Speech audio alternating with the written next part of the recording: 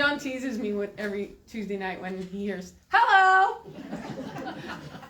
So he can tease me again. So, hello out there. This is spring 22, week 10.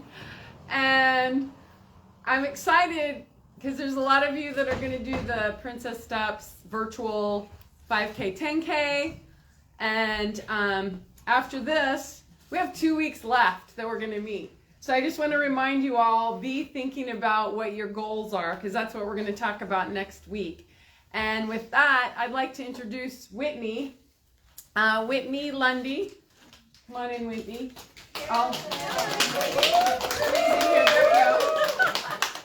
Whitney's going to talk about nutrition tonight. She's very familiar with everyone here, as she's been a leader for many, many, many times. So we're happy to have her back. Welcome, Whitney. Thank you. Okay, yeah, I'm not a leader this time. I'm kind of out on medical hiatus, but I absolutely love the clinic and I look forward to coming back.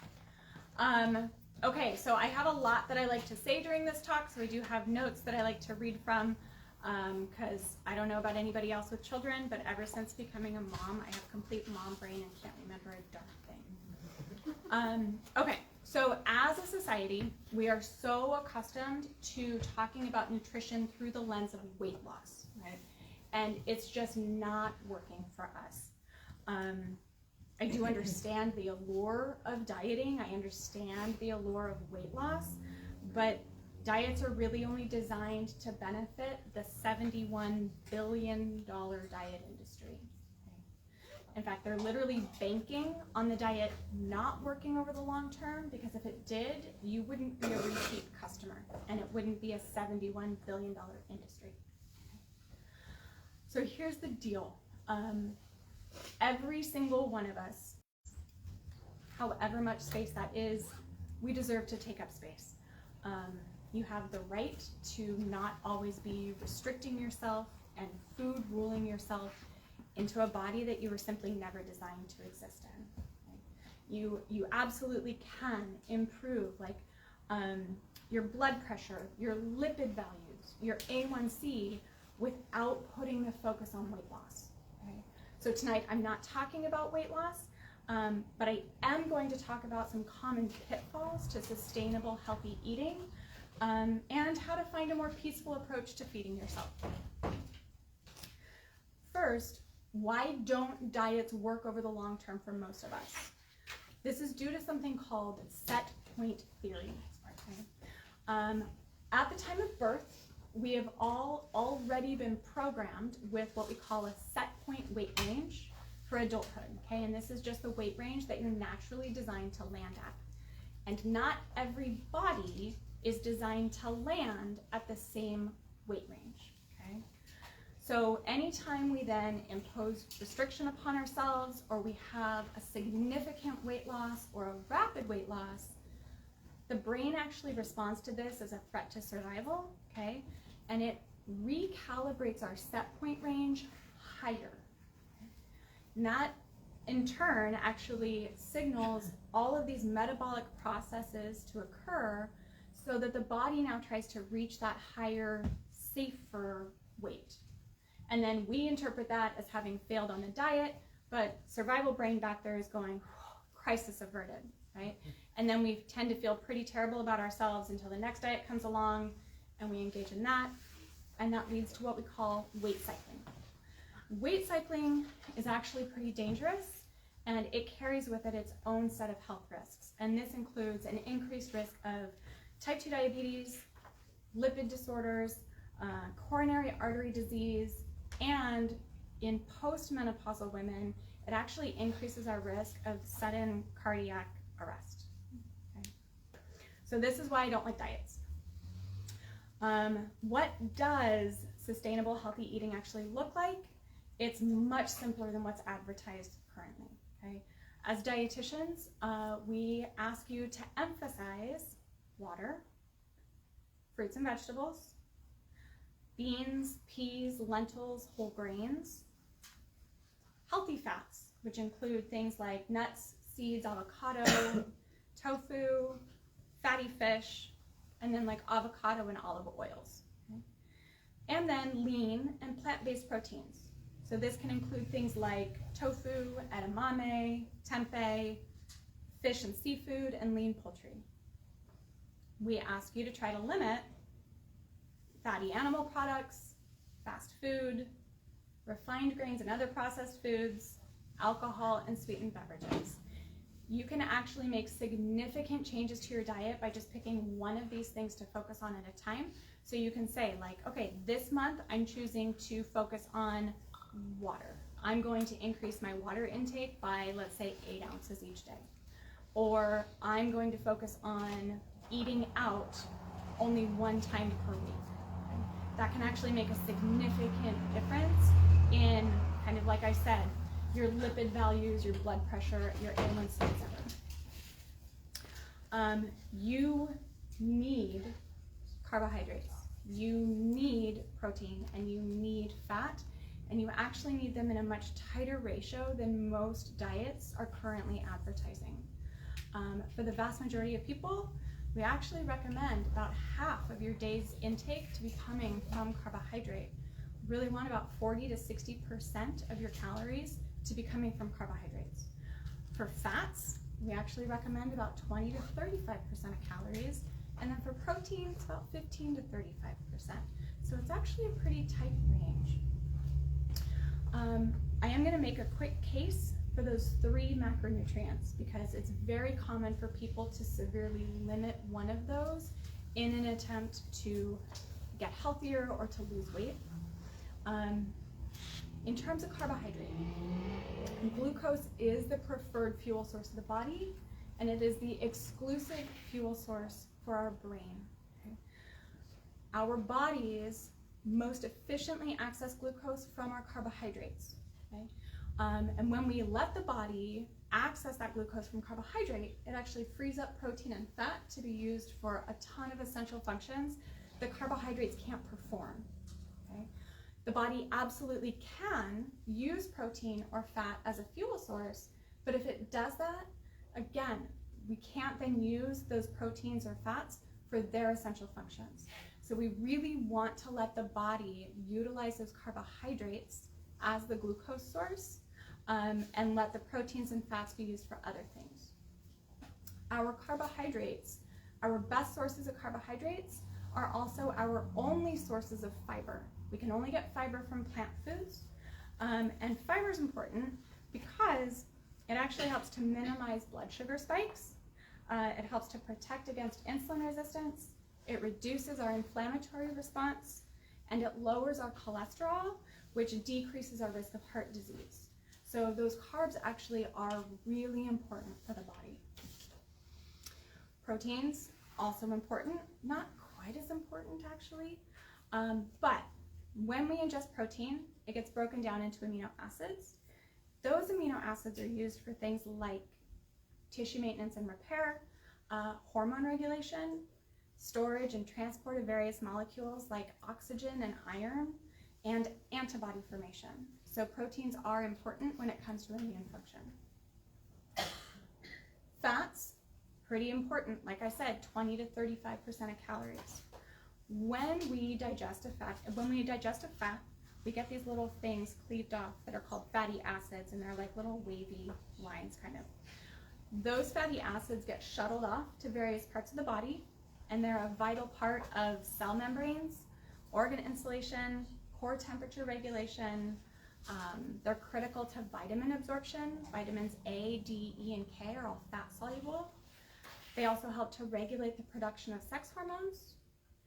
Unsaturated fatty acids help to stabilize cholesterol levels, and fatty acids are also critical for central nervous system function, blood clotting, and controlling inflammation.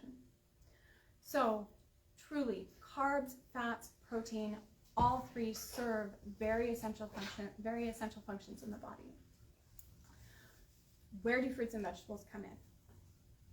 Our plant foods contain antioxidant and anti-inflammatory properties, which help to boost our immune system function. Research does show that the greater the amount and the greater the variety of produce consumed over a given week does help to improve our long-term health outcomes, but we don't sell the idea of fruits and vegetables as a weight loss hack.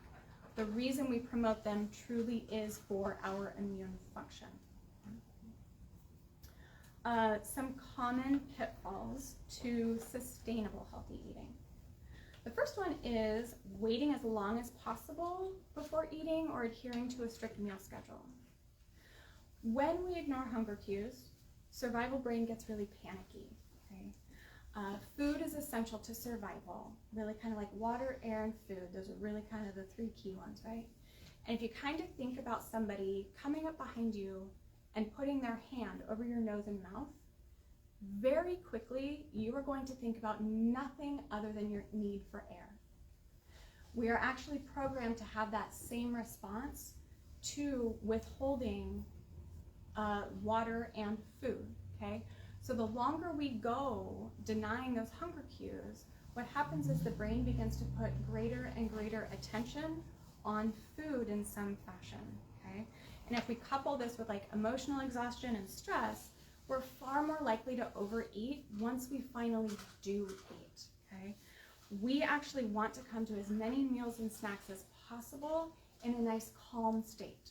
So we do recommend checking in with your hunger cues throughout the day and then honoring those cues as often as possible. Side note here, if you find yourself like grazing when you get home from work, or you tend to overeat at dinner, start actually planning a late afternoon snack, right? You can either eat it in the car on the way home or as soon as you get home from work. A lot of people panic thinking that if they eat when they get home, knowing that dinner's coming soon, that means they're going to overeat for the rest of the evening. But what actually happens is when we kind of calm the brain down, we're actually more likely to eat a comfortable amount at dinner. Okay? So if that is something that you find happening to you, go ahead and actually plan that late afternoon snack. The second pitfall that we see often is food seeking without a clear purpose. I don't know about you guys, but sometimes I find myself in the kitchen just kind of searching for something and I can't quite put my finger on it. So when you find yourself searching for food like that, I recommend take a moment, do a quick check-in. Like, are you hungry? Are you bored? Are you feeling kind of distressed or unsettled? Once you've identified what's going on, if you're hungry, please, please, please get yourself some food, okay? But when you get yourself some food, please sit down and give it your full attention, okay? Let's say you're bored or you're stressed or unsettled. Go brush your teeth, get yourself some water, set a 15-minute timer to go do something else, telling yourself, okay, when that timer goes off, I'm gonna come back, I'm gonna do a quick self-check-in. If I still want some food, I'm gonna go ahead and let myself have some food, okay? So again, we're just beginning to kind of build this pause between urge and action if it's not physical hunger. But if it's physical hunger, please, please, please go get yourself something. Okay? The third pitfall is setting unrealistic expectations around food. I'm actually going to use exercise as an example here. So often when we first decide to start some exercise program, we might print off like some insane workout schedule from the internet, right? Or like, I don't know, Insanity or P90X or whatever those other ones are, right? And it's so beyond where we're currently at that we feel overwhelmed and we really kind of fail before we even really begin. But if instead we lower those expectations, say walking 10 minutes a day, 3 days a week, well, that's something that feels way more achievable, right? And we're more likely to make an effort and we're far more likely to succeed at that. When we succeed, all of a sudden what happens, we actually feel good about ourselves and we're motivated to set a new goal, okay? So sometimes we can have greater success by setting a lower goal and then just kind of spiraling our way up. The same thing applies to food, okay? If you set a goal of like eating 10 servings of vegetables a day and your favorite treat only once every 3 months, I promise you you're gonna fail at it. It's just not gonna work.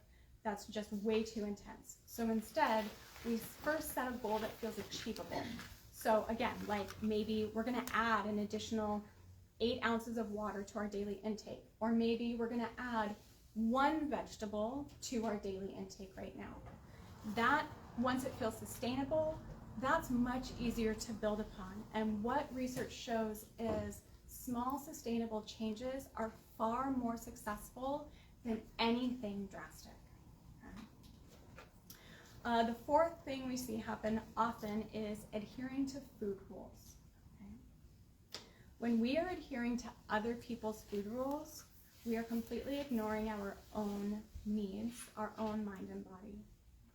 Not only that, we often begin to judge ourselves against those rules, right? Like, are we succeeding at this? Are we failing?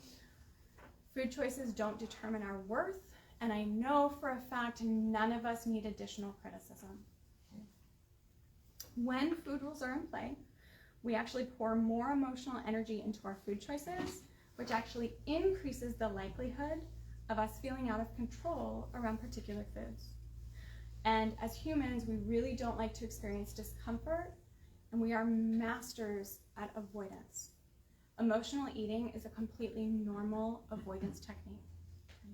But when we place guilt, shame, other negative thoughts upon ourselves for those behaviors, we're just increasing that emotional discomfort, which further drives us into that food-seeking behavior, and we just become like panicked hamsters on a wheel who cannot get off. Okay? So give yourself the same love and grace that you would give any of your friends if they were experiencing something like this. Again, it's just food. We do not need to determine our value based upon those choices. Okay? The more rigid our eating pattern, the more likely we are to swing to the other end of the spectrum. Okay? So if you're tired of extremes, then please allow yourself to incorporate some of the foods that you're missing in small but frequent quantities. If somebody comes to me wanting to talk about emotional eating or binge eating, many people have a specific food, at least one specific food, that they feel like they're out of control with. And I'm going to use Oreos as an example because it's a really popular one. Okay? Somebody will come to me feeling out of control with something like Oreos, and it's not uncommon for people to actually go through anywhere from a full package of Oreos to almost 2 full packages of Oreos in a single evening. It's super, super common. Okay, so they come to me feeling distressed about this. Okay? They come to me feeling distressed about this, and I'm like, okay, cool. We'll talk about kind of like thoughts and feelings that come up. But then the very first thing I actually prescribe is an Oreo at every single meal and snack for 2 weeks. And everybody looks at me like I'm crazy, but I ask them to please go with it. And so in 2 weeks, they come back and we kind of talk about things. And often what I hear is the first week, they were still binging on that particular food, but they kept at it. And then by the end of the second week, they were actually starting to feel a little bit bored of that Oreo by the end of that second week. Okay? What's happening here is there are 2 things happening. Okay? The first is for 2 solid weeks at every meal and snack, we have put that treat on the exact same level as every other food that a person is consuming. Okay? And when that happens, the brain actually begins to not put nearly as much emotional energy into this high value food. The brain actually begins to see it just as any other food. The other thing we're doing here is really reinforcing this idea that those Oreos are always going to be there. They're going to be there anytime this person is craving them, and they don't have to over-consume them in that moment because they might go away and the brain doesn't know when they're going to get it again. Okay? So this really does just reinforce this idea of please be willing to enjoy some of those sweet treats and do it more frequently than you usually do to just kind of help calm that overeating. The final one that I wanted to talk about is eating in front of a screen. I don't know how many people in here do this, but if it's anything like my practice, it's roughly 95% of people. So this includes televisions, it includes phones, it includes laptops and tablets. We really want people putting away all screens when you're eating. If the silence is really uncomfortable, go ahead and turn on some background music. That's totally fine. But the reason we want those screens off, in order to achieve full meal satiety, the brain really is looking for multisensory engagement. Okay? It wants to actually register what we're seeing on the plate, what we're smelling, the different tastes, textures, mouthfeel. And if we have a screen, then we're asking the brain to actually divide its attention, and the screen is always going to win out. Okay? So then what happens is we're really relying upon our physical fullness cues, and that physical fullness cue is actually delayed. Okay? So oftentimes we end up overeating, and when I say overeating, I just mean eating beyond the point of comfortable fullness for us. Okay? So we turn off those screens, and we're far more likely to eat an amount that's comfortable.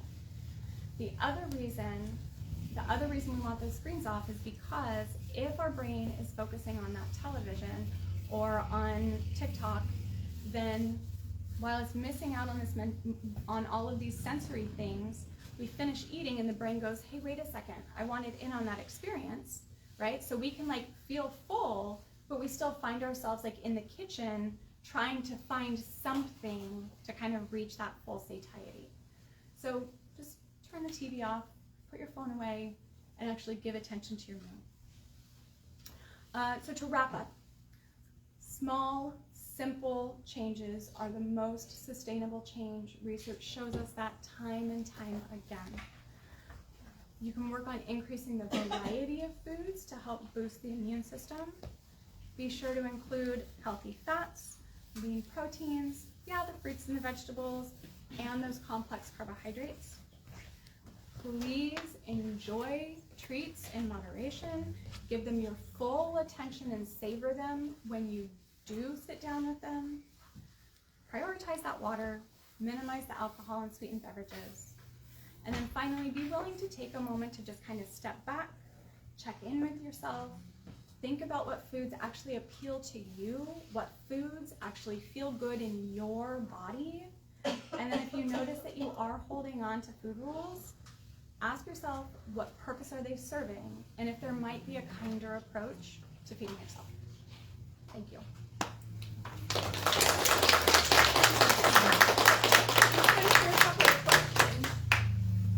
Thank you, Whitney. That was awesome. Any questions? Wow.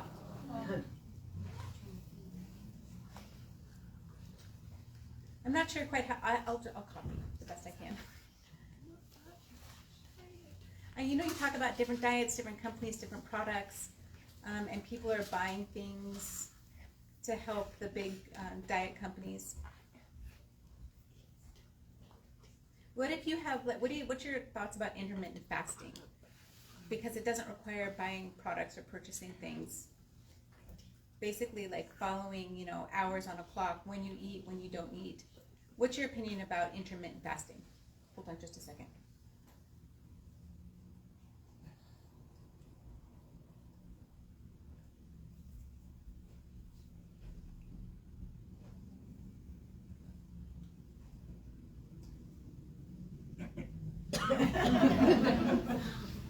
Fantastic question. So intermittent fasting, especially over the first couple months, can, for individuals who have poor lipid panels and poorly controlled diabetes, over the first couple months, we actually can see an improvement in lab values. But after the first couple months, we tend to see that plateau. I will preface this by saying every single person is different. And so there are going to be people who truly are still seeing success several months into intermittent fasting. But what we're seeing for most people is it can be very beneficial for a couple months to bring those lipid values and that A1C back into a more desirable range. But then over the long term, what we're seeing happen most often is kind of this rebound overeating. And it's just because when we are limiting ourselves to a time frame that maybe isn't natural for our bodies, right? That really, like I said, kind of triggers our survival brain to get a little bit panicky. And anytime it's like there's even the hint of restriction, survival brain really wants to protect us. And so we then tend to overcompensate several months into it. And then we oftentimes, whatever weight has come off, we tend to see it rebound, and we tend to see a rebound in those lab values as well. So if somebody's interested in intermittent fasting for all of the lab value reasons, we do really encourage you to work with a dietitian who is experienced in intermittent fasting, just so you can make sure that it's done safely. Are you still taking clients? Or are you not? A good question. I was just going to say, if people want to get a hold of you, how can they? But should they refrain because you're over busy? I am pretty much closed to new clients right now because I'm waiting on surgery, and I feel like it would be wrong to take on new people. Okay. Yeah. Okay. Yeah. But I'm always available by email. So, piggybacking on the intermittent fasting, if a person is trying to get their lab values in a healthier place, do you have a preference for addressing that situation, or is it person specific? Good question. So, short answer, I'll give a short answer and a long answer. Well, I guess short answer is it is highly variable depending upon your current lifestyle factors, socioeconomic factors, your experience in the kitchen, your time resources, your financial resources. So like the advice that we would give would be pretty specific. But if I'm going to give some general advice in terms of trying to get those specific lab values under control, I would start by taking a look at kind of the amount of refined grains, those ultra refined foods that you're eating over the course of a given week. So we're looking at things like fast food and restaurant food, chips, crackers, cookies, pastries, the enriched pasta and bread products. Minimizing the consumption of that specific group of foods can actually drastically improve those lab values. And so kind of replacing some of those things with like our complex carbohydrates, so like brown rice and whole grain pasta and quinoa and that sort of thing, sweet potatoes, that alone can usually make a pretty big difference. Increased activity also helps with those values, and then paying attention to what you're drinking. So if you're somebody who takes in diet soda, regular soda, juice, kombucha, alcohol, espresso drinks that are more than just espresso, minimizing your consumption of those and choosing water instead, those would be the first things that I would typically recommend. Okay. All right. Thank you very much, Whitney. And we'll see you all next week.